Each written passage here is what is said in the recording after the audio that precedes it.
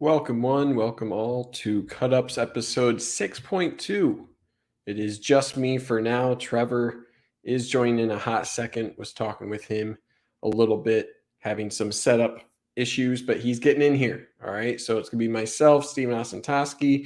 It's going to be staff writer for Maize and Blue Review, Trevor McCue.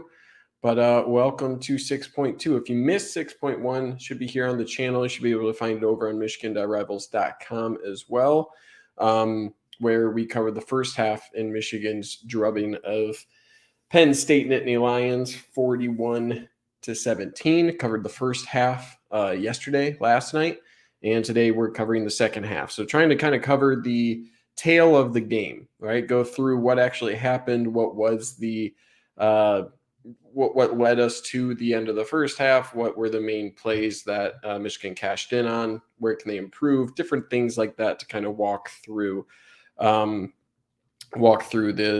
different occurrences of the game. So we talked about the first half yesterday, and today we're starting with the second half. So any questions coming in? Let's get those. Want to give Trevor a chance to join here. But yeah, second half, I mean, obviously where we left it at the end of the first half, Michigan was up 16-14, right? Felt like a game that Michigan really should have been up by more. And in the second half, it was more of just continue the same, right? Execute what you were already executing in the first half. Michigan felt like they were probably on the unlucky side of things. And it was more about just executing the same things. You were doing the right things, outgaining them 3-1 in terms of the overall yardage. Just wasn't really reflecting on the scoreboard. So we'll be diving into film here to really see how Michigan continued that and what was different, if anything, in the second half here. So a couple people were asking for it, and we're going to start getting going right away with the kickoff. All right. So kickoff here, start of the second half. And this is where Jake Moody showed why he is the best kicker in the country. Okay. I might be a little bit facetious there. I don't know if that's the right word. Pretty crazy fielding of that punt. But look at Jake Moody come down, bang, right? What a hit. What a great hit from your kicker to do that. That's pretty wild.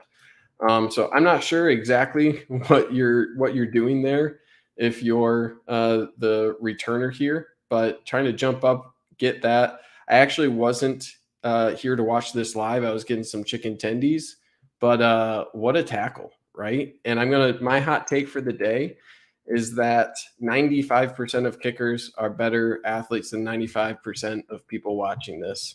And that's my hot take for the day. So Jake Moody, heck of a hit there. I mean, you said it, the Moody method. And here we are, Trevor. Welcome. You're coming in at the perfect moment here. I didn't want to miss Moody. Got your setup all figured out here, and I'm glad you joined now. My hot take, you just missed it, was 95% of college kickers are better athletes than 95% of people who watch this stream. Is that crazy, or do you think that's correct? 100% true. I mean, just a great approach there. Like head across, right? Just aim. You're right at the hip. Take him out. Send him a corner. I love it. But you'd like to see a little bit better coverage here, right? Huge opportunity with a fumbled return there. You lose your contain a little bit. I mean, this should 100% be a hold right there, right? But it isn't. So, right? German Green loses the contain there. But hey, man, that's why you got Jake Moody. That's why you got Jake Moody. So that's just fun. Fun way to start the second half. Moving into the second play here, the first actual play that we'll actually be analyzing here. And this is just a dot, if you can call it that, for Sean Clifford here. Not bad coverage, right? And decent protection. Michigan's only sending 4, no stunts up front. So just 1, 2, 3, 4. Penn State has good pass protection here. If we're looking just in the backfield, a little bit of play action. You got 5 on 4 blockers, and a good pocket for Sean Clifford to step up into. So plenty of time here. They get a matchup that they like on the outside, one-on-one coverage, and this is just a nice throw, really an inch perfect throw to beat this. I initially thought, DJ Turner was seemingly beat a little bit on this route. He is, there's a yard separation there, but he's able to reach out and just get a little bit of contact, right? So he's doing the right thing, get contact, and then look back for the ball. There's nothing much more you can do as a quarterback here. This is in stride. Wide receiver doesn't have to slow down much, right? If this is anywhere short by a yard or just a half step that number 6 here has to wait up for, DJ Turner is there with that left hand, you can see. So, you're dropping it exactly where it needs to be for that to be a completion. As Mark Edwards in the chat says, dropped in the basket. That's a Gus Johnson, Mark Edwards quote here. So yeah, man, sometimes, again, there's a few of those plays where you just have to tip the hat to the offense, right? They protected well on this play, got one-on-one coverage, and threw the perfect ball to beat that. Sometimes you just got to tip your cap, and that's one of those instances. Yeah, it kind of reminds me of the Will Johnson touchdown against Colorado State as well, where it's like, hey, if the defender did everything he's supposed to do and the QB just threw an absolute perfect pass, can't ding him. He didn't get beat per se, right? So I'm taking DJ Turner 70% of the time there. That's just, like you said, a half yard, and he's not catching that. It's awesome. Yep. Good offense. Like, I would call this almost perfect offense is going to beat defense 90% of the time. And that's just what you get one of those times. So now Michigan, it's 3rd and 4. Michigan, obviously, after that pass, looking to get a red zone stop here. Ball's at the 10-yard line. And Sean Clifford is going to take the snap here. And this is just exactly what you said. You'll take DJ Turner in that one-on-one matchup 100% of the time, or 70. What do you say? 70% of the time? I think 70. Yeah, 60% of the time. It works 100%. One thing I noticed real quick here is the gloves of DJ Turner. Usually, you will see gloves. He's actually yes, sorry. Yeah, he has the maize gloves. Usually, you see defensive backs try to match the color of the gloves so you can get away with those subtle holds and things like that. Every team does that. It's interesting that DJ Turner, who has been dinged a little bit this year, is wearing the maize gloves despite the whiteout jerseys for Penn State. So a little bit interesting there. Not sure if that's a personal choice or if the coaches okayed that, whatever it may be. But this is probably my least favorite red zone play, unless you're maybe in Ohio State, who has the wide receivers that a 50-50 ball isn't a true 50-50. Because there's just such a small window for it to actually work, and you're challenging DJ Turner here, who's one of the better defensive backs in the Big Ten. So why are they doing this, right? I think a couple things. They're probably worried about the pass protection, right? This is a simple turn and throw. You just beat this cornerback on a big play, so maybe you're trying to attack him mentally, right? You're trying to get in his head and say, hey, you just gave up a big play. Let's attack that same guy. Maybe he's out of phase a little bit, and it'll affect him. Issue here is not really a catchable ball, right? I don't think many people are getting there on this sort of fade route. And DJ Turner shows really exceptional technique on this, right? This is 50-50. Just get in his face, force him to the sideline, right? Don't give him any ground. If he wants to get upfield, to let him, but just get 50-50. Let him upfield and then look back for the ball, right? This is key. Boom. If you look at the hand here, we don't have a better view on this, but just look at those, just the contact in general. Both the wide receiver and defensive back have their hands into the chest of one another, and they both look back, targeted the ball. If DJ Turner is not looking back for that ball, maybe a penalty would come out for that, but he's playing that perfectly, right? He recognizes what this route is and just plays that exactly how you want your defensive back to play a fade. Yeah, he's not pushing him, right? So the receiver's still able to drive to the ball, right? It's that true resistance, whether it's pushing him or blocking him enough that he's being held up. But like you said, he does a really good job of just staying inside of him enough to, I don't know what word I want to use, impede, but impedes the penalty, right? So, but anyway, yeah, that's tight, but you're giving Penn State more credit than they deserve. If this was a single play, then fine. But all day, this game plan made no sense to me. Yeah, I just, we talked about it yesterday too. But not using your tight end Strange against the corners and coverage and instead picking on DJ Turner was an interesting strategy. And I honestly, I picked up Strange on my Big Ten fantasy team for that very reason. I didn't expect them to try to challenge DJ Turner. I mean, they pretty much didn't challenge Jeeman Green the entire game. So I expected Brandon Strange to be the primary culprit of any sort of big plays that Penn State would target against Michigan, and not a whole lot. So I'm with you. One thing here, Mark Edwards, as the timing route, I want to see JJ throw one of the 4 field goals made in the red zone. JJ never threw in the end zone the entire game. I agree with this to a certain extent, except I don't think Michigan really has the wide receivers that really excel in a jump ball scenario. I don't think Cornelius Johnson is a fade sort of guy. Roman Wilson is more of a speedster, not really a contested catch. Same with Ronnie Bell. So maybe Andrel Anthony would be the guy you would expect there, but I don't think Michigan likes this play because it is a very low percentage play overall. So would I like to see more shots to the end zone? Probably, but not necessarily a fade. And then Mark Edwards, is it 5 or 10 yards allowed for a cornerback blocking a wide receiver? So technically it's within 5, but I think they're pretty loose rules, right? If you see both the wide receiver and cornerback being 50-50 like this, it's kind of one of those things where you're not going to see it really called either way. So technically it is only within 5 yards. Correct me if I'm wrong there, Trevor. I might be misspeaking. Correct, but there. That's for fully engaged too. Right. So again, that's the key here is, like Toski said, he's looking back for the ball. He's still allowing the receiver to go get it. He has every right to be there, especially on a jump ball. Mm-hmm. Where corners get burned is on an underthrown ball, and then the receivers trying to turn back or whatever. But yeah, as long as he's not under the shoulder pads or literally pushing him off his track, because you can see by the way he's running, he's clearly slowed him down, right? Yeah, but 100%. He's not pushing him out of bounds. He's not pushing him backwards.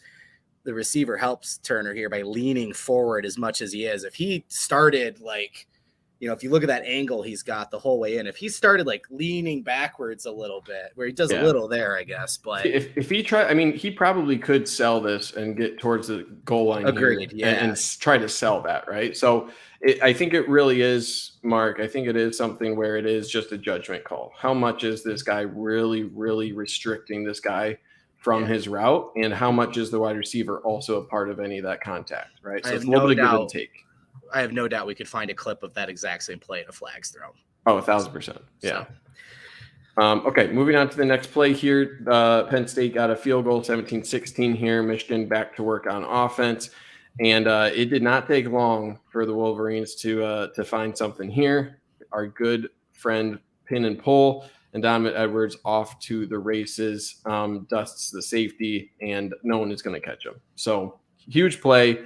Right off the gates here after the field goal, Michigan says, you know what, I want that lead back, and I'm going to take it. So you're pulling both your center and your play side guard again, right? So if we're looking at the front side, that means you're going to have down block, pull, and then just close this gap if you're Keegan, right? Close this gap, and then reach out if you're the left tackle. Okay, so looking at the offensive line, good down blocks if we're not looking at the pullers and looking at everybody else here.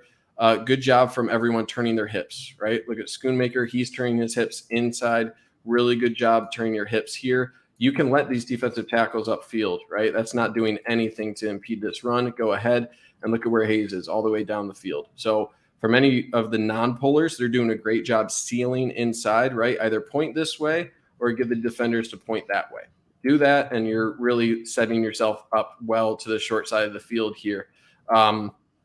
And look how far the safety is over there, right? And this is partially because you're on the short side of the field. The alignment of the safety is over here where Michigan is showing all of their weapons to the outside. So that's kind of an advantage, especially with this initial outside motion here. This is kind of selling this sort of fake screen that Michigan has kind of attached to this, where if you don't give this, and if you're kind of reading through this and these two defenders, you also could have a little screen action to the outside. If we switch to the other view here, you can see that sort of motion going out there to Loveland based on the reaction of that linebacker, right? So you have that sort of flare look to Loveland based on that. So moving back to behind the line of scrimmage. So all your blockers, like I said, are doing really well, turning those hips inwards. And now look at your pullers, right? You got one-on-one blocks here, Oluwatimi, right here, boom. You got 65 here, Zinter also pulling.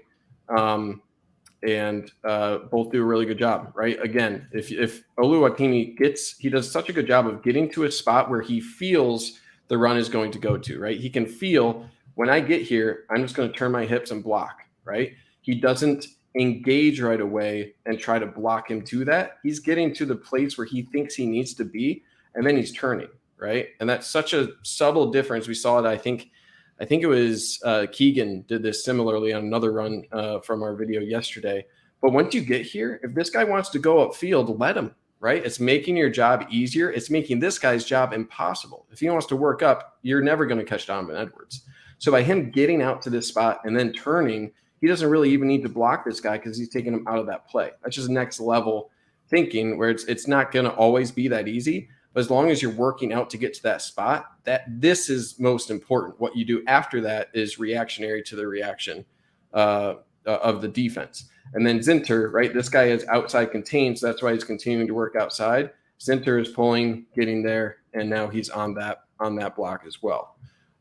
So just such a good job from those two pulling linemen, right? You still have this engagement down the field. Ryan Hayes with a key block here on that linebacker. And then you're golden, right? The last thing you need to do, because Hayes caught up 43 enough there, you just have a one-on-one matchup from that far safety, right, who has seen some of that eye candy backside. So he's super late reacting to this. Look at all of the open field, right? This is a lot of room to work with in a one-on-one matchup. I don't care who you are. It's going to be really tough to close down all of those options. And Edwards just runs right by him, breaks his ankles. So this is, I think a little bit of misalignment from Penn State. They get out gapped here, and there's too many blockers for the number of gaps that Michigan has with these two pullers to the outside, and everyone executes, right?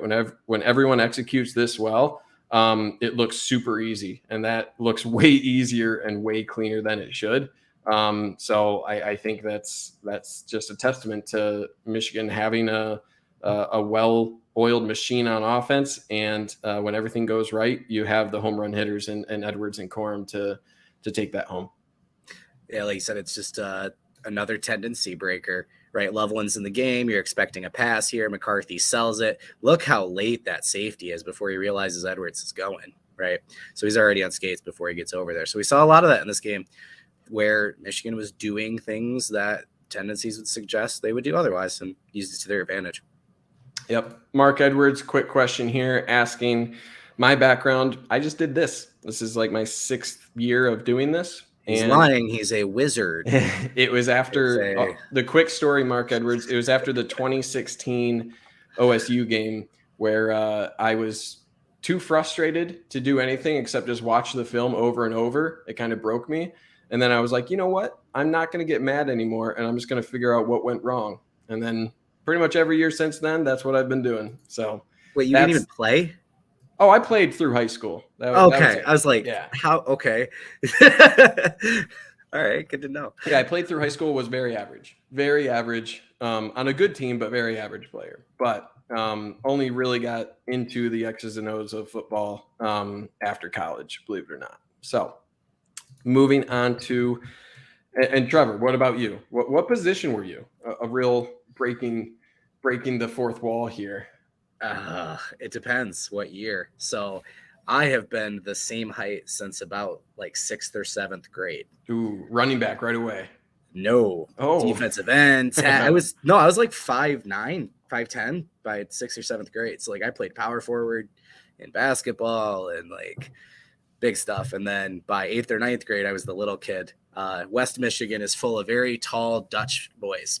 So I went from tall to short in like 2 years. And I didn't play into high school because they're like, well, let's try you as a running back or these other spots that I had no business, playing. So sure. I'm just a nerd since 2000 instead of 2016. So there you go. There you go. And we got that in common. All right, here we go. 2-point conversion after. I just really loved this play here. Send Ronnie Bell in motion, quick screen out to him, and that's a touchdown. So Michigan gets this right. One thing to point out, you can block right away if you're a wide receiver because look where the ball is caught, right? When the ball is caught behind the line of scrimmage, Bredesen's already blocking here, and you have another tight end here. I believe that Schoonmaker is setting up to block as well. You can block right away if it's behind the line of scrimmage, right? That's how you can get away with screen passes as well. You can do that if the ball is caught behind the line of scrimmage. And here it's a really great use of motion, right? If this is thrown right now, you give a really clear path for this defensive back, right? If you're throwing this ball immediately without this motion, there's a really clear path here. Michigan must have seen the reaction of the defensive back when you send this guy in motion, right? Michigan tried a couple different motions earlier. We saw with Donovan Edwards in the first video of this, but just look at that defensive back, number 0's reaction to that motion, right? He is stacking up, going behind that defensive back. So with that motion, right now he's learning, oh, this is where, right, the ball is in the air. This is where this is going. But what's his path there, right? If he tries to cut this up, Ronnie Bell's already going to be gone because he closed that gap and he has a clear lane now. So he has to work through this, right? So you're setting a pick essentially with this block because you had this motion before the ball was actually thrown. So again, really good use of that motion, really good understanding of what number 9's reaction there would be. He's not able to get there, right? Look, he's held up by that. He's trying to react to that pass.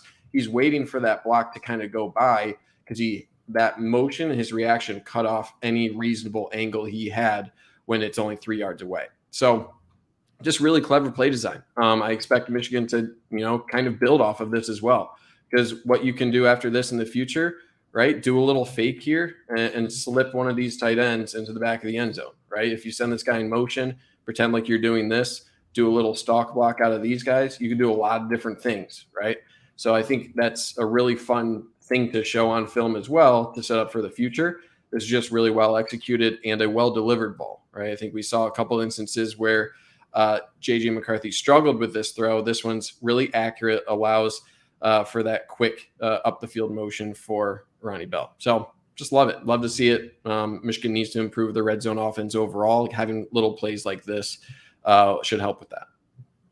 I like it, like you said, for future use too, because you could easily see a delay handoff there, right? Potentially. And yeah, I think after the Edwards miss earlier in the game, the one we talked about yesterday, could have been a touchdown. It was nice to see such a perfectly timed, because it's not the same play, but it's a similar throw and how quick he had to get his hips out and really use his body turn to deliver the throw. So it was nice to see him deliver a money throw after missing on the similar throw earlier. Yeah, great call out. Okay, here we got 3rd and 19 for Penn State. 24-17 is the score here. And Michigan showing a pretty unique look here. 3 down linemen. And this is Will Johnson saying hello to Sean Clifford right on the sideline here. So that's what you want to see out of your true freshman, especially a cornerback coming in, right? He was a 5-star. That physicality goes a long way in that. Not only is he a tall, lanky corner, he can lay the wood as well.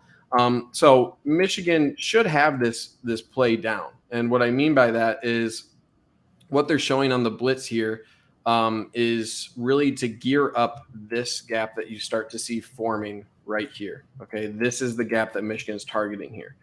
What I mean by that is Mazi Smith, right off the snap, is going to target this way. And he's just trying to get especially the center and the right guards, just get their attention, right? Move across their face, get them to move with you to open up this gap. And because you have Mazi Smith going this way, Mike Morris is going to go with an outside rush. So this is called an outside rush, also an outside rush from your top defensive end as well. So let's just watch those 3 down linemen and what they're attempting to do here with their initial reaction.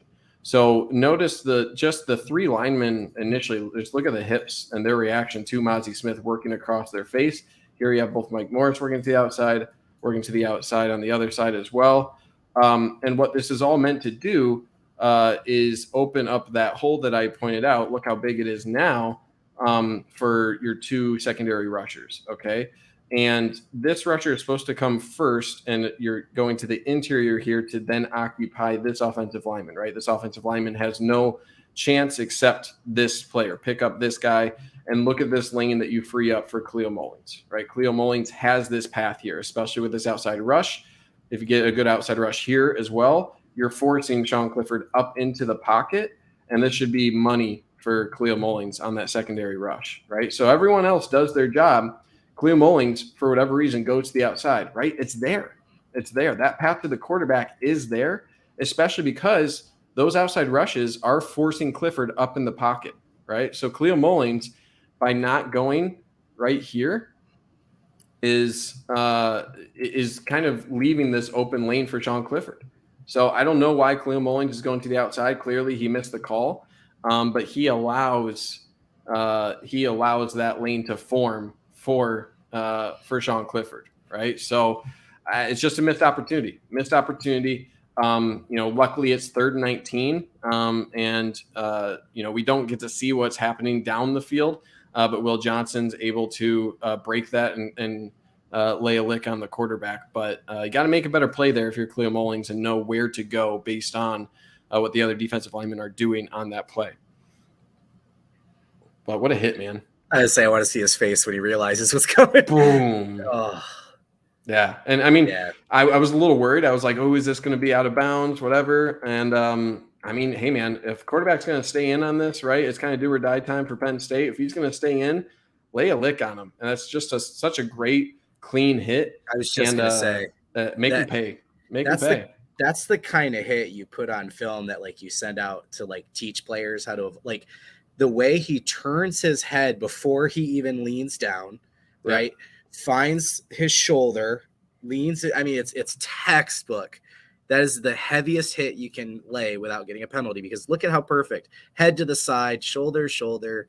Make sure he's not making any contact, because remember, he doesn't have to hit him in the head anymore. Right. He just has to lead with his crown, right? So getting that out of the way and then avoiding the contact, it's perfect. And that formation, just the more I look at it, I find something new each time where I'm like, they're basically in a 3-2-6, right? And Oki is dropping back to be a middle linebacker, I guess. And then Moten was originally there. He moves out of a linebacker position into, like, I don't know, like a star kind of position, similar to like our old Viper, like Bama still uses or whatever. And then he's hanging back, and then he goes to follow with Clifford. But it becomes a 5-man rush out of that bizarre set. And it's just, again, Michigan getting creative. We wanted the leash to come off, or whatever terminology you want to use. Like, that's such a unique play design there. Yeah, it is. And it's great because, Michigan did get home a number of times and sat Clifford pretty well and got a lot of pressure on him, but you could still be doing better, right? Like, Michigan got exactly what they were expecting out of this. Yep. They got exactly what they're doing. Just got to improve, right? Just got to improve there. Realize the lane you're looking for. Realize what the play is looking to do, and you get another sack here. So give a lot of credit too, knowing the down and distance. It's going to take a while for any of the routes to develop. You can call a longer developing play like this out of this funky formation, and it's likely to get home if you execute. So all things combined there, you had what you wanted. It just took one player, Cleo Mullins, there to not go to the right gap there that made this a little scarier. But hey, it's 3rd and 19, and you got a guy like Will Johnson ready to lay the wood on the outside. So not the worst thing, and you still force a 4th down play that I think we're showing off next year. Yeah, just real quick, sorry not to hold us up anymore, but I like Mullings getting mistakes on tape. Yeah. Because we might not see Hill Green this year. I mean, that's just a fact of the matter at this point, and we really need to see Michigan develop another. I mean, we've seen them do things with Oki and Moten and Harrell to kind of compensate, but there's a good chance Michigan's going to need Mullings, and he's got a ton of talent. That's the kind of mistakes he's been making that's been limiting him. But every time he makes one, it's an opportunity to correct. And then hopefully towards the end of the year, if Hill Green doesn't come back, Mullings is a good, solid 3rd contributor there. Yeah. And I mean, live reps is the best way to learn, right? So getting that experience and getting those mistakes, those teachable moments in a win against a quality opponent, that's the best case scenario of when are you going to make those mistakes, right? Make them in those scenarios so you can correct them earlier when it really matters. So here we go, 4th and 6 motion there. This is just a little flag route, really difficult route here. Real quick, Hillgreen, what's really wrong? Just seems like it's been his leg, right? He had a bruise, like a really it's a hamstring. Hamstring, yeah. Yep. So just a hamstring issue. Anyone that's had a real bad sprain knows how lingering those can be, and then you try and come back, you think you're ready, and then you aggravate it worse, and So we'll see. Never say never, but it's seemingly lasting a long time here. So with this motion, Penn State has seen that you're having Sainristil follow this, right? So this is likely Penn State with this motion. They're saying, all right, what kind of coverage will we have on this route, right? And the route is this sort of flag route. It's pretty well covered from Sainristil. You can't cover this much better, right? Michigan has single high safety here. So in terms of over-the-top help on a route like that, you're not really going to have that, right? So this is Sainristil versus your slot wide receiver here. I think this could have been called a little bit of a false start. If you watch both the left guard and left tackle here, they move just a couple frames before the ball does.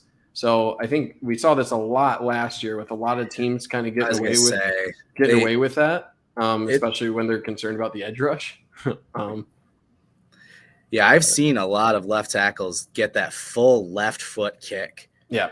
Before the snap, and they don't call false start. I think back to last year. I don't know if I've noticed it's been any more egregious or anything this year, but there was a lot of moments last year. I'm like, hey, they're going to keep letting that go? So I don't know if that's a new thing or if I'm just noticing it now. But this is a tough throw, right? And give Sainristil a lot of credit. He doesn't have any help over the top, so he's responsible for any way that this wide receiver goes. He reads this route really well, stays pretty closely engaged here. That's really the only spot the ball could be. It's a well-thrown ball. And if we watch the eyes of Clifford here, he's looking at it the entire way, right? This is read number one. They probably think that's the matchup to test here. Really, if they wanted to throw it, there was a little bit of a whip route here on the outside. This looks like it possibly would have been open. It's another tough route to guard there, but Sainristil's there, right? And maybe you want Sainristil to jump here to try to bat that ball down, but that's a really difficult catch over the shoulder, kind of diving. And on 4th and 6, you'll take that. That's really good coverage from Sainristil. And I had number 2 on my breakout players before the season. I think you could argue he's number 1 without a doubt. Because I mean that's not easy to do, to stay engaged and stay in phase on that. And again, this is one where if number 3 pulls this down, you just got to tip your cap, because I don't think many players are going to be able to contest that at all. Sainristil's just about where you have to be when you're defending that. That's a route he ran a lot as a wide receiver. That's probably one of his more common routes. We were just talking about earlier, the throws to the end zone and Michigan not really doing that in the corner. It was always to Sainristil. I remember that used to make me laugh. I'm like, God, there's all these taller receivers, and that's the guy we're running it to. So there's your past experience as a wide receiver really paying off. He knows that route, right? And he's exactly where he needs to be. So I know Michigan's game plan was good. There's some weird things they did in this formation with Oki lining up next to Morris, dropping back in coverage, Rod Moore's up in the box. Like, there's some weird things going on. But how they're not trying to target the middle of the field here with their tight end, and instead, again, challenging one of our top 3 corners. I just don't understand Penn State's game plan here. Yeah, because, I mean, you're dropping a freshman linebacker here in Khalil Mullings. You're dropping Oki right here. Right? And do you really think that challenging one of Michigan's best defenders, really, and Mike Sainristil on this route, is that really your best chance here, right? You would think maybe going here with a weapon like Strange would have been a better way to go. But hey, that's for all the talent that Penn State does have, they are a talented team. Sometimes it comes down to schematics and those choices, right? That kind of define you as a coach. And I don't think James Franklin is really known for his decision making. So I don't think that's I think you're right to call that out. It's not really wise there. And they might be giving Michigan a lot of credit here, because I love, if you see Rod Moore on this play, he's assigned to essentially zoning the running back and the tight end, because he's the best tackler on the team. So they're bringing him up here into the middle, and he's watching the play develop, because if anyone catches it, he's going to go tackle him short of the first down. True. Really good play design in the defense. So again, it's not just like, oh, Penn State's an idiot, the guy was open in the middle. Really weird set from Michigan, but it's smart. It would have been, because again, if Strange does go to the flat there, Rod Moore's tackling him. The dude's just awesome at that play. So, yep. Okay, so that was fourth down. Michigan gets the ball back, and they are back to business on the ground here. Blake Corum says, "Hey, I'm going to make another house call," and he wants to get another touchdown. And it's just that simple. So again, this is just when you have these plays over and over again where Michigan is just executing, right? You're just executing. You can do this split zone. Michigan always threatening with JJ McCarthy in this game. They established that threat, and everyone just blocked exactly how they need to for this play to be successful. Okay, so you have this the gaps here that Penn State are trying to play here.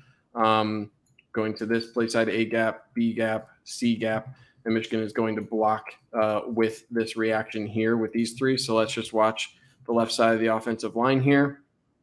Boom, wash them down, right? Look at that big hole that's forming on the left side here. Oluwatimi, especially. This lineman is trying to do a little spin here.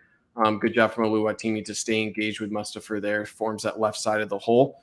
Looking at the right side here, Zach Zinter is reaching out to that second level. So again, Zinter, get him out in space, right? They really like to get him either pulling or out in space here. He's working up against this linebacker. So he's going to get out there, get engaged. Boom, does a really good job here with this split zone, right? That's why you see this linebacker kind of shadowing this way, because you have this motion here. If this guy's going out for a pass, right, I expect that motion is what's kind of triggering that linebacker to shuffle across. But instead, he is going to pick up 23 off the edge here, right? So he forms this, and then on the backside here between Barnhart and Schoonmaker, they are doubling that defensive end and then reaching that backside backer number 7, right? So Barnhart is there, or that might be number 3. But anyway, he's not engaged there. So successful double, right? He is finally off the block here, but look where Blake Corum is already, right? So again, this is just something where when you execute at this level, everyone is accounted for. Zinter especially, I think, is the key block there.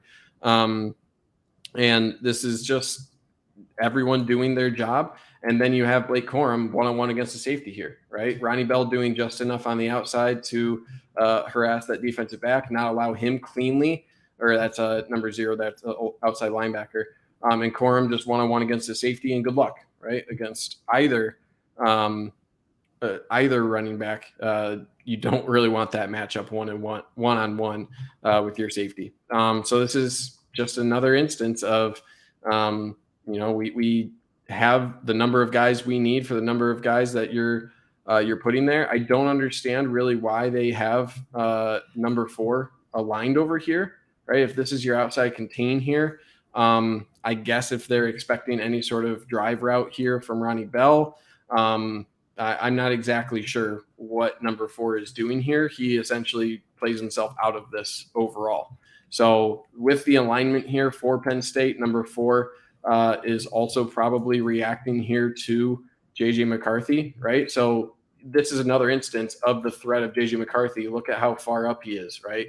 And that's just a wasted player, really wasted player for Penn State, and he has no impact on this play, right? So when you're blocking everyone there and the alignment here for Penn State is overly compensating maybe a little for JJ McCarthy, you're in trouble, right? And Michigan's offensive line is executing extremely well. And I didn't even catch that this was a pancake block, but this is emphatic out of Zinter. I was just focusing now on oh, everyone's doing their job, and then there's just plowing this guy, just absolutely demolishing him onto the logo. It's pretty fun. So yeah, not much else to say, man. This is just like 2 plays in a row for Michigan's run game, just absolutely mauling people up front.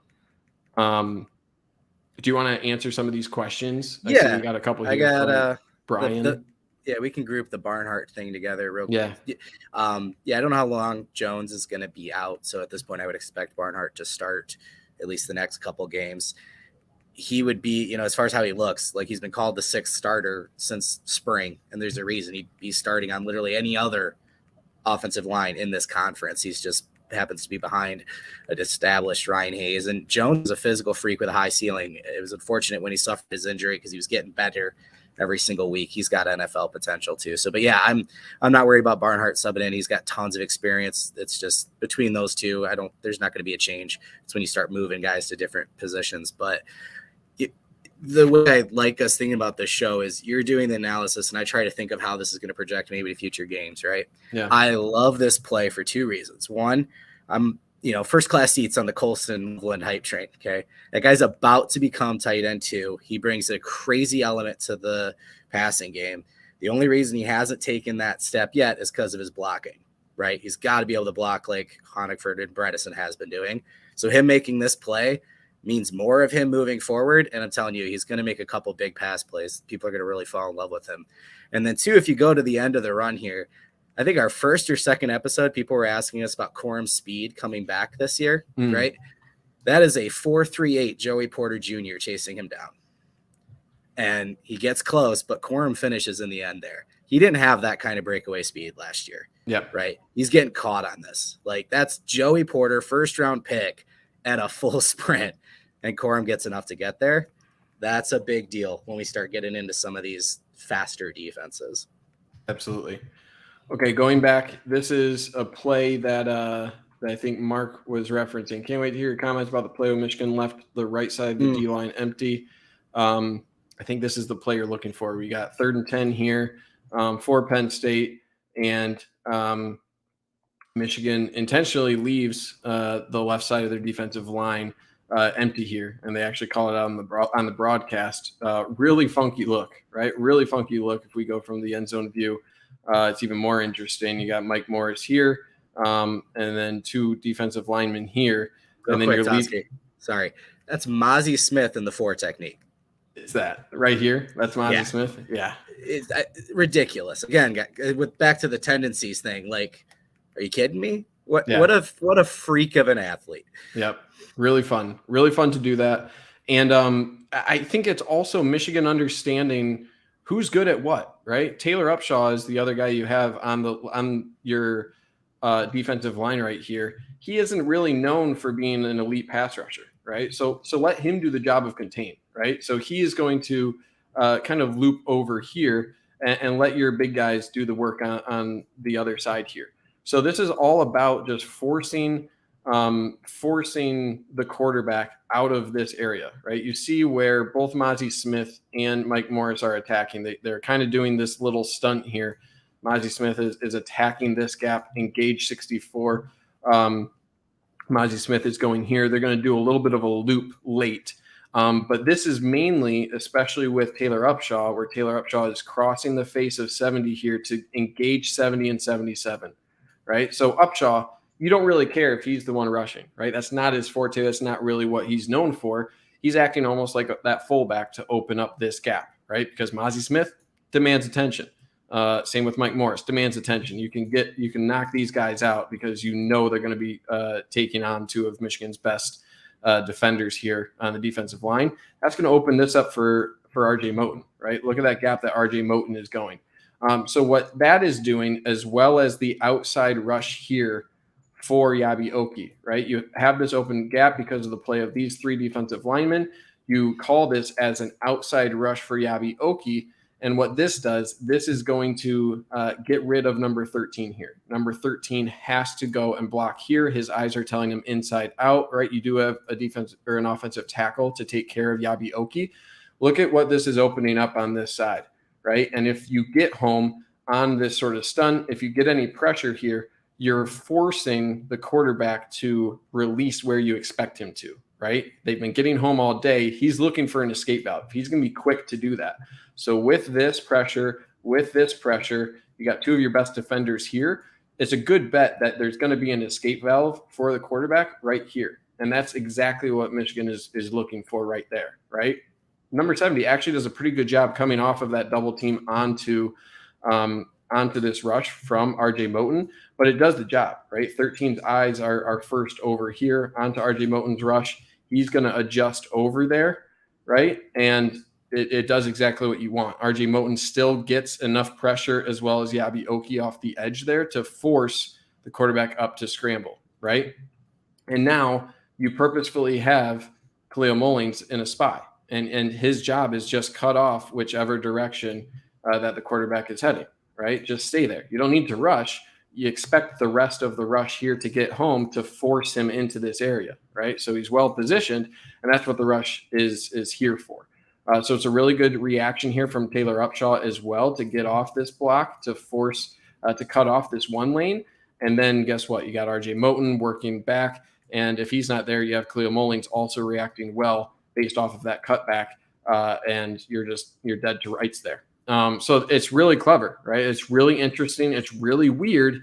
And if you're the offensive line right here, right, you have no idea where this is coming, right? Because you've seen Michigan do a lot of different things out of sort of this multiple look where you have you have a mix of everything here. You have a safety, you have a linebacker, you have a hard-hitting safety, you have a defensive end who you've seen drop into coverage multiple times. Why the hell is Mozzie Smith out here, right? It's just crazy. It's just really weird. And being really weird is really tough for the offensive line to know where they need to be. They actually, I would say, do admirably here. It's just Michigan executing well enough to force the quarterback to be uncomfortable and kind of falling into their trap. So this is a form of a trap that Michigan executes really, really well. Yeah, it's just a fun play. And they can pull it off because, they've been targeting, especially since 21 when we saw, the culture shift and new coaches, but they've been targeting these versatile players. So the fact that Mozzie can do that is incredible, right? But Morris is a guy that can stand up, play defensive end, move inside. Upshaw is kind of a tweener, right? So, yeah, it's why they're able to do this. It's just kind of a plan coming to fruition. Will Johnson earlier with the heavy hit, having that physical of a corner, stuff like that. Yeah, absolutely. And it's good that the pressure gets there, right? This is, again, 3rd and 10. So Penn State's looking for something across the sticks here. It looks like they're going to have something here on this sort of deep in route here. This wide receiver is coming open against DJ Turner. So as you see Clifford step up, I think he starts to see this route breaking, right? You got man coverage here. This is going to be open against DJ Turner. But Michigan, you're taking a bet here, right? You're putting it in man. You're leaving one safety over the top, sending a lot of guys on pressure here. You're expecting that to get there, right? As soon as Sean Clifford is looking to load up, likely to throw over there, you got RJ Moten in your back taking you out, and a couple other guys throwing their hats in the mix. So it's just about trusting that you'll have the coverage for the amount of time that it'll take for the pressure to get there, and that the previous pressure that you've applied will make the quarterback uncomfortable enough to kind of lose his mental a little bit here, right? He gets squirrely there a little bit, and maybe I think overreacts a little bit to that pressure, right? If he keeps his eyes downfield, maybe just steps up a little bit, he can see number 5, right? Instead of ducking out this way, he may be able to just keep his stance, step up a little bit, and toss this.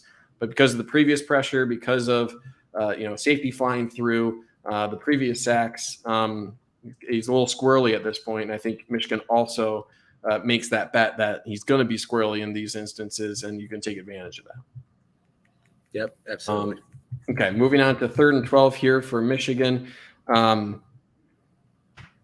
This is really another great instance of when you need JJ McCarthy to make a play. More often than not, you can also rely on Ronnie Bell to make a play, right? So it's just your leader making a really good play in space. Okay, so I get a lot of people wanting to throw the ball downfield here. This might have just been an instance of Michigan with a 14-point lead saying, you know what, we're going to trust our number one wide receiver here to make a play. And he is just kind of wiggly in these instances, right? I think it's a poor tackle from number 7 here. But it's a pretty simple route here, just inside release for Ronnie Bell. It's going to fake to the outside, get a clean release inside, and just be heading across. And it's a good reaction here from Penn State. You see number 4 pointing this out. He's pointing.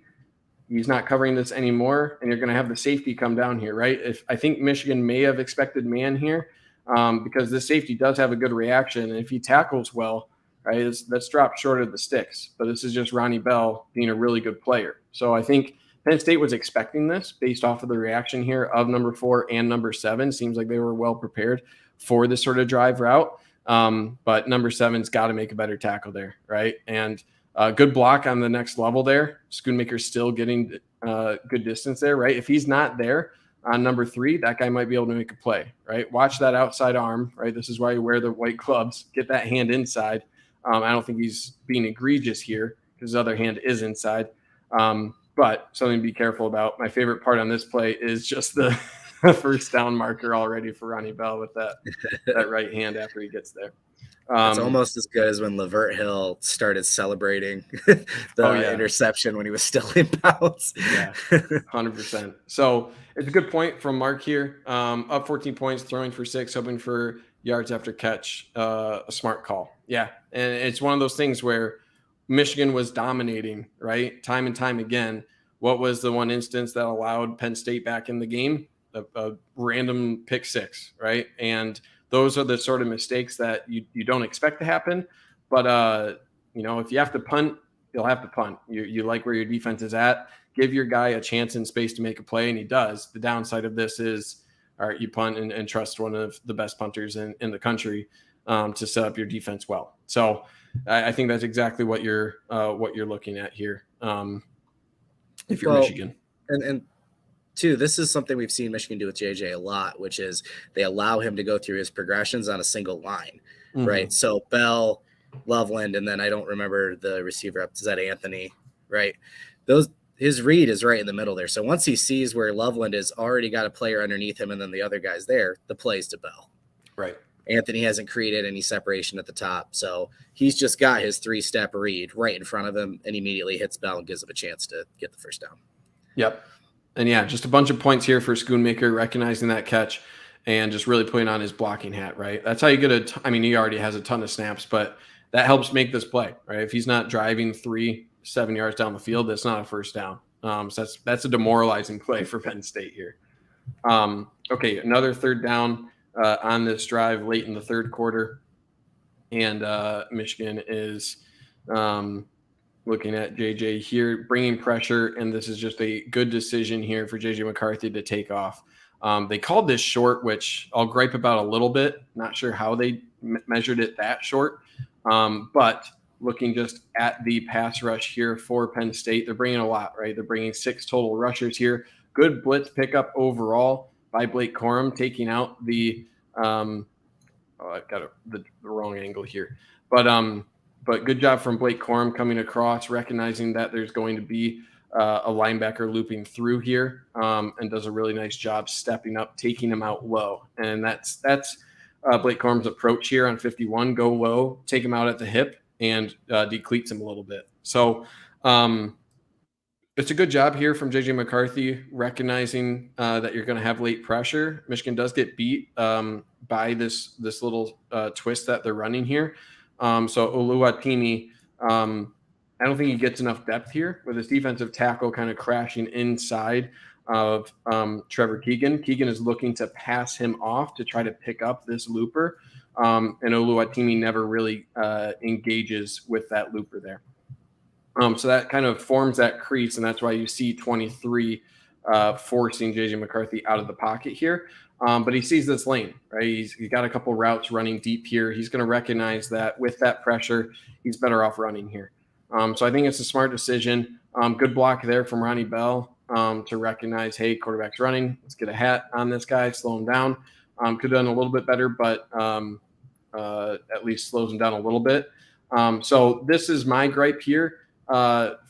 To my understanding, you spot the ball not where it lands out of bounds, but where it crosses out of bounds. It seems like where the ball crosses right here, it's right near the sideline. It seems like the ball would likely be over the sideline at this point that it goes out of bounds. If you just look at the trajectory there, I would expect that ball to be probably right here, right on maybe the south or the north side of this of the 45-yard line. But for them to spot it a whole half yard short of that is pretty wild to me. So I think that's a bad spot, really bad spot. I didn't clip the fourth down play as a result of that because Michigan picked it up and it wasn't that exciting. But I just want to call out that this was, I think a good decision when Penn State is rushing a bunch like this. That second level is going to be free. So you're competing with guys coming off of their routes here, and correctly utilizing those legs to pick up what I would call first down, but refs saw it a different way. Yeah, this was one of the reasons we've been calling it reluctantly confident during the week, because this is something Penn State's been doing, sending 5, 6. I mean, Manny Diaz loves sending blitzes, right? Yep. But if we saw in the previous games, if Michigan was going to continue to let JJ run, then you could make them pay. That's right. The risk you take there. So benefits of having a super athletic quarterback, because again, JJ Cade, if Cade's back there, it's a different outcome. So yeah, I mean, that's just what Manny Diaz and Penn State do, and JJ makes them pay. It's a nice play. Yeah, and this might be called like an actual forced fumble in the stat sheet, right? This is one of those scenarios where you almost kind of similar to like a goal line situation, but there's very little chance that this ball ever gets fumbled inbounds, right? So is it risky to reach out for this? Yeah, but what's the downside? If you actually fumble it, right, it's still likely a first down if the ref knows the spot, right?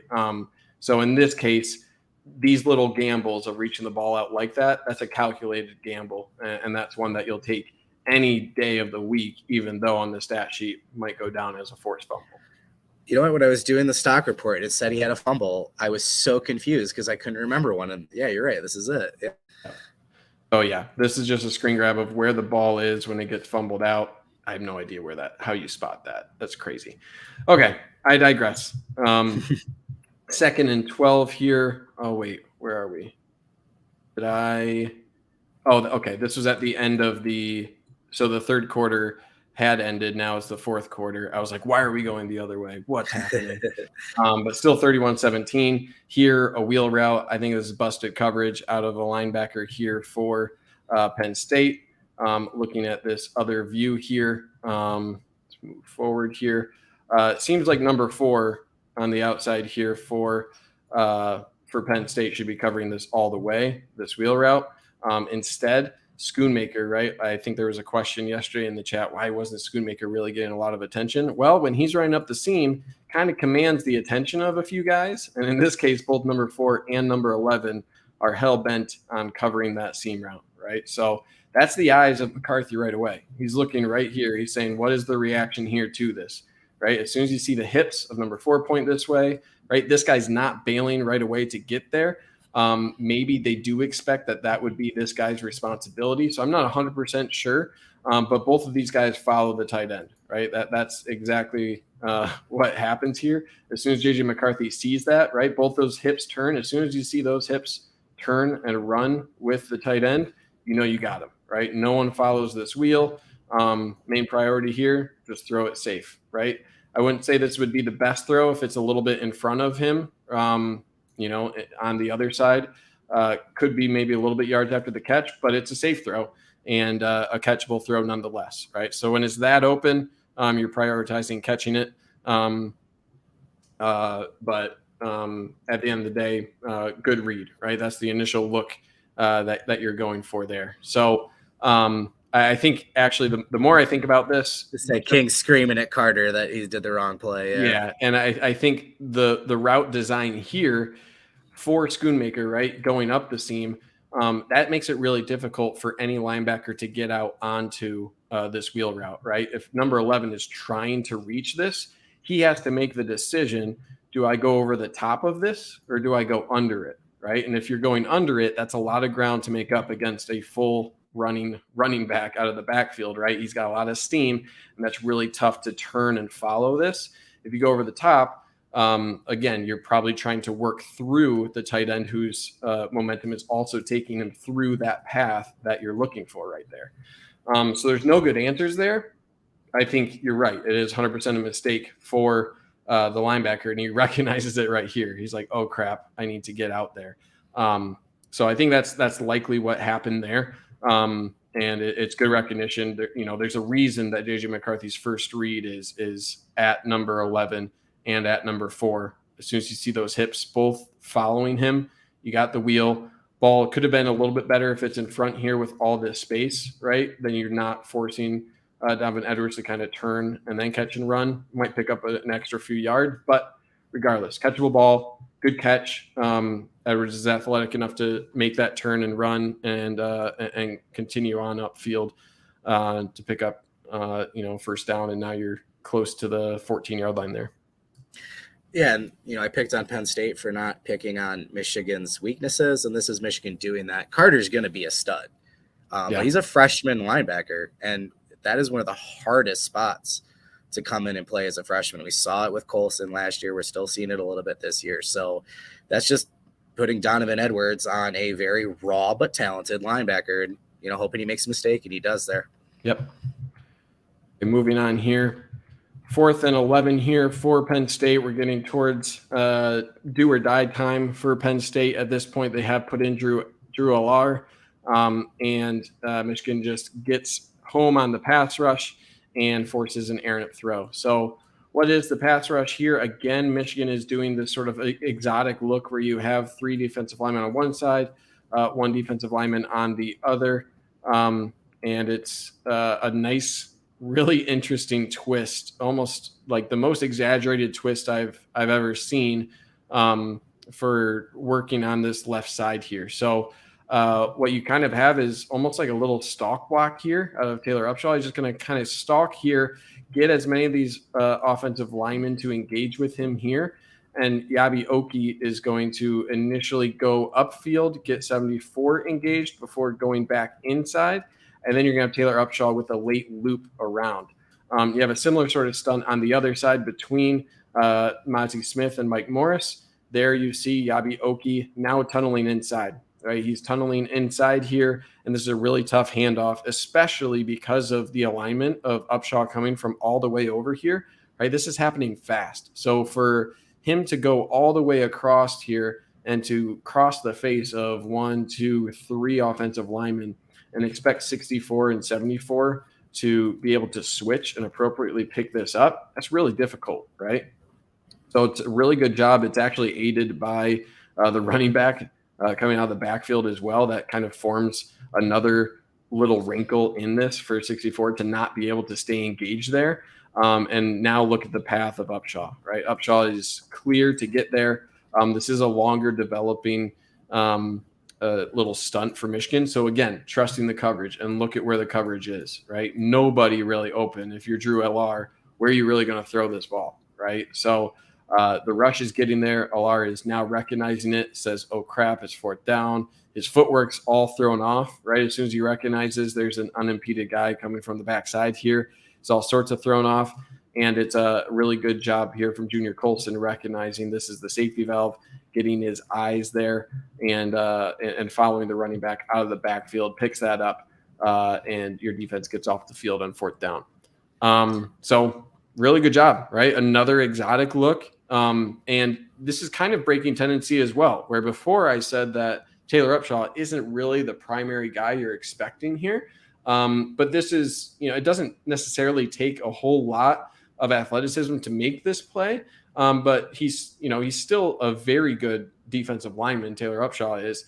And he executes it really well with the timing. This is more about timing and appropriately triggering once you have Yabi Oki engaged with 74 and doing his job, continuing to push the inside here. So it's a really good job. And Michigan also probably recognizing that these 2 defensive linemen is going to command attention from more than two guys based on probably the scouting that Penn State did ahead of this game, and that's what you also get on that side. Yeah, just bad timing for Penn State because Clifford's getting checked out and Alar goes in, and this is where Michigan turns up the pass rush. They've got a comfortable enough lead. They know they forced you into a passing situation, and they were getting pressure on Clifford around a quarter of the time, and then under Alar it was like high 40%. So, right.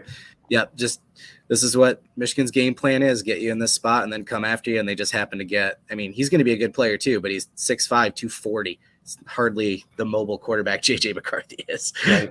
Yep. All right, so that was fourth down, back on offense for Michigan, looking to really put the nail in the coffin on this drive. Got a little pistol, and here's the fun little split zone, two pullers to the outside, and Michigan again going back to this. Right, this time it's a little bit of a tougher read here for JJ McCarthy. Unlike last time where we kind of had this defensive end really crash you down hard, he's kind of waiting there. And you do have this called as a scrape exchange as well. What I mean by that, this guy's supposed to come down. This guy's replacing on the edge here. And this is to take off, if this is a handoff, have this guy able to take out the running back. And then you have the linebacker here replacing to then take the place of the outside contain assignment that this guy initially had, right? So that's how Penn State is playing this. The issue is he kind of gets flat-footed on your defensive end, right? 44 there isn't really in a position to react, and his momentum is still taking him inside. And number 11 really doesn't do a good job coming up here, setting the outside either, right? So he's still slightly moving inside at the time that JJ McCarthy commits to the outside. And this guy doesn't get upfield enough to really disrupt the path of these blockers and make it a difficult job for JJ McCarthy to actually get outside, right? So it's a little bit of a misplay from that scrape exchange. And you have, for lack of a better term, two wasted players here for Penn State, right? And look at what this provides for Michigan. You got both Bredesen and Schoonmaker. You're running a route to the outside just to clear this guy out. And you got two blockers for really only two defenders that can address this. So this is what Michigan wants there. Good block from Bredesen on number 7. Schoonmaker does a good job identifying number 8 there. And you're blocked, right? You're blocked all the way through a first down, and the rest is just JJ McCarthy making a play, right? I think everyone kind of gives up expecting either JJ to go down or go out of bounds. And JJ McCarthy just finds a little bit more open grass and picks up an extra 5-6 yards. So, again, just good execution from Michigan, and I think Penn State is feeling it at this point. When you're getting run over and over and over, time and time again, you're not sure if Michigan's going to give or keep. These little things can mess with you, and all it takes is a misstep, one or two little missteps here or there, and you're dusted, and that's all it takes here. Yeah, even when they get schedule, they still make a play, right? Just kind of felt like it was a done deal at this point. They could do whatever they wanted. Right. We got a few plays, and we're going a little bit over here. This is 3rd and 14. Penn State has to be feeling pretty good in this situation, right? 3rd and long, and then Michigan just runs it to Donovan Edwards. Really nice little mini hurdle there for Edwards, and gosh, what a backbreaker, right? You're expecting to get there 3rd and long here. And again, what is the alignment here for Penn State? What are just play the numbers game, right? 1, 2, 3, 4, 5. Let's pretend we're in Sesame Street, everybody. And here we got 5, 5 on 5. And again, it's just about clear execution, right? You block him, 1-on-1 block here, 1-on-1 block, combo block, get to the linebacker, boom, right? Move forward a little bit, boom. There you are. Right? Look how easy that is. Look how easy that is. Look at all of the open lanes, right? This guy is filling this lane, but guess what? There's another lane right here. And again, you're 1-on-1 against a safety. So it's just that simple, right? And I know people will, if you go on any message board right now, people are like, okay, just stack the box, right?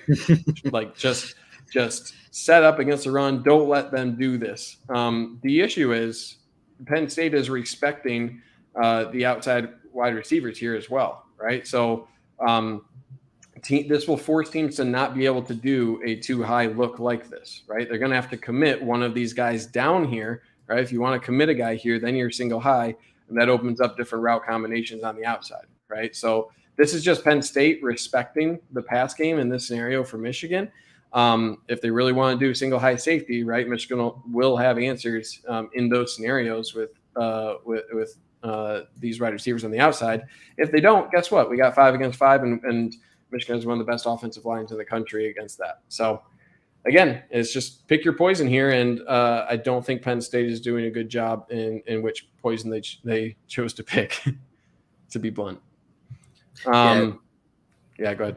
No, I was just going to say, I mean, it was probably a pre-snap read, but yeah, the pass option is definitely there, but if they're going to put 5 in the box, like you said, you run it. So, yep, and just I really like this little jump there, that little stiff arm hurdle. Just really clean and just able to keep his full speed off of that missed tackle. Really good balance there from Edwards. Really breaking out party for him as well. First and goal here, 5 minutes to go in the game. Here we have another pistol, single fullback, and this is just Donovan Edwards making his way, strolling into the end zone here. Nice little hesitation there. I like the hesitation. It kind of looks like Corum here, setting this up a little bit, and really poor run fit here for Penn State. I think this safety definitely has outside contained, so that's why you see his initial reaction to the outside. But that gives enough time. The key block is for Oluwatimi off of this double team on the nose tackle here with Keegan. Double team. Oluwatimi is going to get off of that and get to this safety.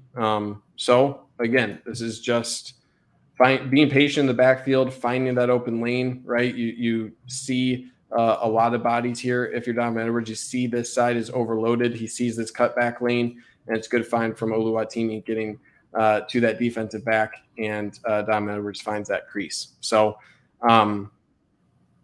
this is just another example of Penn State committed, right? They committed with both linebackers flowing to this side. They're probably reading off of this H-back here. The safety is crashing down hard, and Michigan being patient in the backfield. Good job from Donovan Edwards reading that and finding the backside cut there. So it's never it's never. I don't think it's going to be this easy. I think picking on defensive coordinator here, Diaz of Penn State, I think that's valid as we have, but it's a boom or bust defense, right? And if you overcommit to one side, then you're going to get caught. And I think with an offensive line that can react well to these scenarios, like Oluwatimi here, he's looking, right? He's kind of searching, and then he finds that safety able to get there at the goal line. So yeah, nice, easy final touchdown of the day for Michigan. We got a couple of defensive plays here before we'll get out of here. Mark, what is different in the red zone defense? What is different in the red zone defense here, making it look easy? 2 wides. I don't think this is necessarily anything that Michigan is doing. I think it's more or less a running back's making the right decision, and I think the safeties are being a little bit too committal here, where if you're really going to the outside hard, if you're this defensive end, right, know the down and distance if you're this safety, right, especially with this sort of look. It's unlikely that you need this outside contain, right? So I think it's something of a little bit of a misplay from the safety reacting that hard. If he kind of stays here, he might be able to close this before Oluwatimi can redirect out there.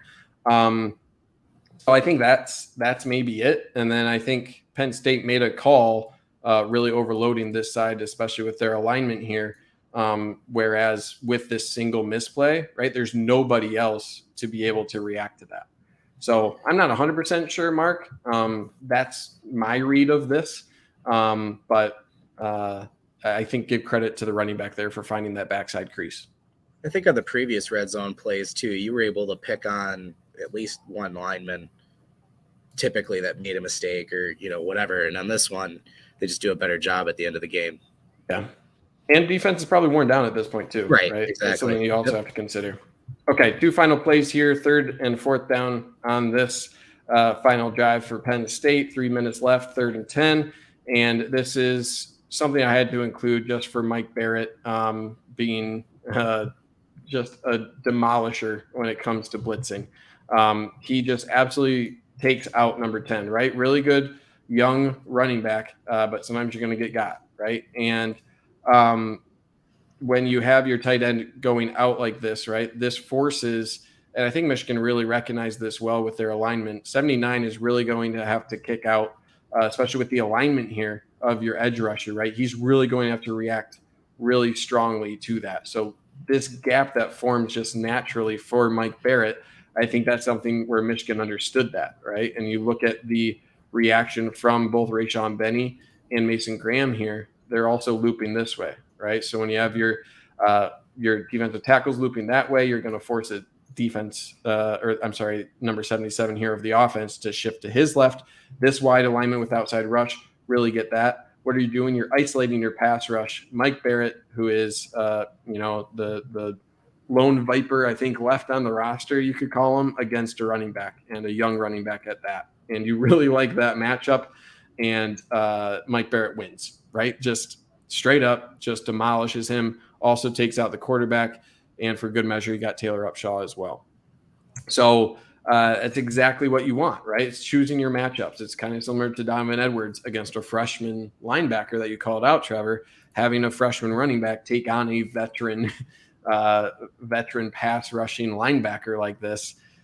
You're not going to win that often if you're anyone, especially a true freshman running back like that. So just a great play, and good job from Taylor Upshaw on the outside rush there, also beating the tackle to provide some help, right? Barrett probably takes this down himself, but Upshaw is there as well to help bring that down. Yeah, I pick on the linebackers a lot, mostly about the pass coverage, obviously, but Barrett's actually been really good filling in for Hill Green, coming back from, he was injured a lot last year. And I think you're right. I was sitting there racking my brain. He's the last Viper guy left, and he's had to add a little weight and change himself a little bit to be able to stay, as a will linebacker in the new defense. He's done it, and he's contributing. It's really good to see. Yep. And I really like Junior Colson doing a good job keeping his eyes open over across the field here. So he's dropping much better in this game. Yeah, he's dropping out into the zone here. I think he still could have reacted a little bit strongly to drift this way instead of staying kind of where he was. But I like that his eyes are moving over there, right? He's looking for that cross. He's trying to figure out where he needs to be. I think he continues to get depth a little bit here as well, recognizing that there is this guy working up the field here, right? He knows he has a safety over the top, so he can get that drop. So he's kind of hedging between this, I believe this is Strange working upfield here, and 36, or is that 86? Yeah, 36 wouldn't really make sense. So he's kind of hedging that, keeping his eyes on both. But that's what you like to see out of your linebackers, trying to just identify where to be, right? Not covering grass, figuring out where you can best make the decision difficult for the quarterback, right? That's really what you want to do in that zone. Make them second guess and make sure you're into an area where a wide receiver will eventually be. So it's a good job from him. And, Mike Barrett, glad he's still on the roster and has a big role on this team.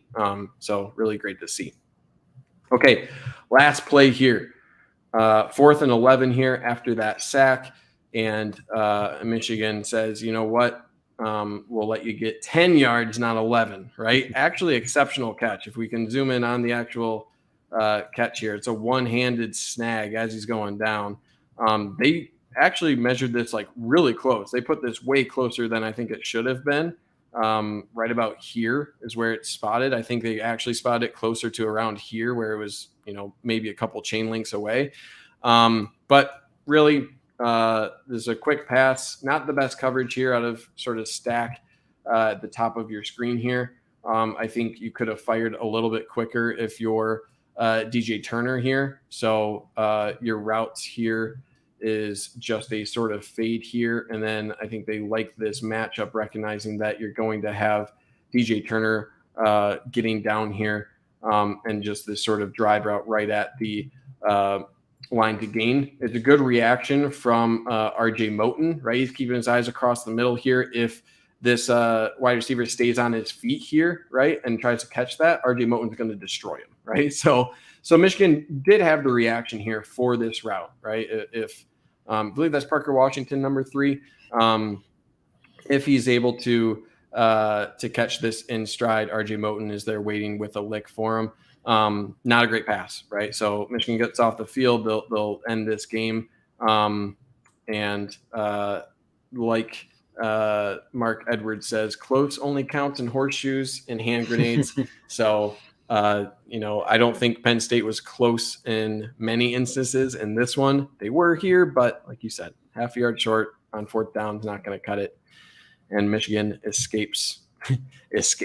Penn State escapes with an embarrassing loss that could have been much, much worse than what it was. So, all right. Any final thoughts here, Trevor, that you have on the game? What are you thinking? Yeah, it's a good way to head into the bye week for sure. Michigan's done a really good job in the second half with their adjustments, and we called out the coordinators earlier as well. I think Minter did an awesome job with design, game plan, play calling. Same thing from the offense with Weiss and Moore, with the different tendency things. All the things we've been talking about potentially happen. So, really excited. Looks like the team's found an identity. Maybe it's not the pass-heavy offense we thought it would be, but I think it's a really good, efficient, smart offense, a lot more similar to last year than maybe we expected. And hey, the defense, they're looking like they could be better. They really are getting really creative, not relying on just 2 guys anymore. We're seeing pressure and success coming from all over the field. So it's a fun team. It's a lot of fun. Yeah, the defense feels evolved, where last year, I don't know what last year looks like without Ojabo or Hutchinson, where you look at it this year, and could you imagine what this defense looks with Hutchinson or Ojabo? Obviously, right. You don't have, I think Mike Morris is probably a 2nd or 3rd round guy at the end of the day. He could creep into the 1st round, but it is just a very dynamic defense. You have a lot of different roles, a lot of different weapons that you can use at multiple levels, right? You have a couple new faces like Oki. You got Graham. You can use him. And I think there's a lot of growth still to be had. It's pretty fun. So it's a really fun defense, and you're not relying on those talents to be on the field. And I don't think teams can take advantage of, when you need a breather from Hutchinson or Ojabo, rush to the line and make sure that you keep them off the field. Can't really do that. And then on offense, I still have kind of the feeling where it was after like the Washington game where people were like, what's the passing game going to look like, right? Like Michigan rushed for 400 whatever yards against Washington. It's like, oh man, we can't pass. And it's like, hey, we didn't need to really pass against Ohio State, right? I think we're going to see a little bit more dynamic of a passing offense still to come compared to last year still, because I do think Ohio State is better and will force Michigan into that. But my point is, when a team is doing things and your offense is able to get 400 yards rushing, take what they're giving you, man. And that's kind of how I felt after this game. So it's fun, man. It's fun when you're beating up top 10 opponents 41-17 like this. Yeah, for sure. And no, I think evolved is the right term for sure, because let's give props to Harbaugh. People gave him a bunch of crap for hiring Minter. Oh, just another Harbaugh guy, or John Harbaugh guy, right? Coming from the Ravens. But the whole year 2, we kept hearing that all off season. This is year 2. And that's what we've seen, an evolution from what was installed last year, plus Minter, sprinkling in some of his own. And I think the offense is similar. And in a way, they might be ahead of the curve of something that's starting to change in football, which is, we were really, really pass heavy for a few years. And it was like, that's how you have to win now, being able to score 60-second drives, deep balls. And we're starting to see a little bit more balance again and needing to run. And as entertaining as Alabama and Tennessee was from a fan perspective, you don't want to play in a shootout. Luck becomes too much of a factor. So I think that's what Michigan's building here, is being able to control the ball and feel like you're in control of the game, especially late. Right. Yep. I think that sounds like an ending one to me. I think you closed it out as good as I could, Trevor. Well, no, but thank you. That was a lot of film, but that was a really good game. So I'm glad we got to break down the 2 halves this way and, get it all in there. So for all of you guys commenting and contributing, thank you again, as always. If you're watching it back on the playback, make sure you're hitting subscribe so you get the notifications when we do go live. So again, you can join us and, be in on the interactions. Otherwise, make sure you give us a follow. I'm Trevor McCue at Trevor McCue on Twitter, Mr. Toski, the Wizard at Stephen Toski. Make sure you're heading over to michigan.rivals.com and subscribe for all our content. Otherwise, head into the bye week. I don't know if we're going to take a buy ourselves or come up with something creative, but we'll definitely let you know for sure, guys. So thank you again and have a great rest of your week. Thanks, everybody. Yeah, bye.